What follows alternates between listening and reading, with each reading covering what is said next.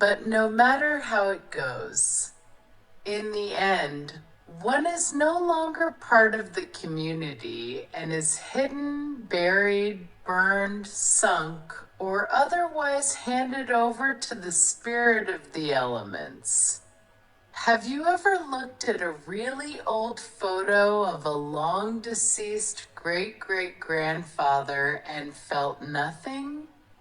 That is the direction we are all headed, dying. From a purely scientific perspective, it is nothing more than a natural process of erosion. We interact with stuff, and stuff wears us down, bit by bit. So it is fair to say everything will kill you. But death has many faces, often comes unexpectedly, and usually in a very mundane way. The young aspiring lawyer's arms had fallen asleep as she slowly woke up lying on her stomach on a quiet Sunday afternoon. It had been so heavily overcast all day that she couldn't be sure if it had already turned to night. She rolled onto her back, and finally the displaced blood made its way back into her vessels.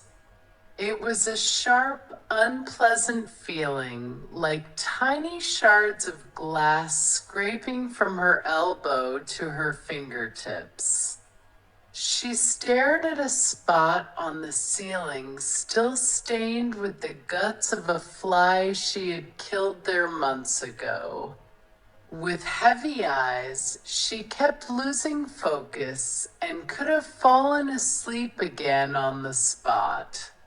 When she finally rolled off the couch with a jerky sideways motion and quickly stood up, she only felt the last moment when she lost control of her body.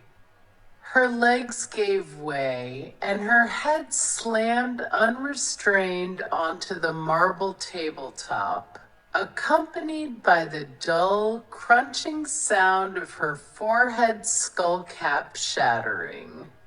Her cat, resting nearby, was startled and left the room in a huff.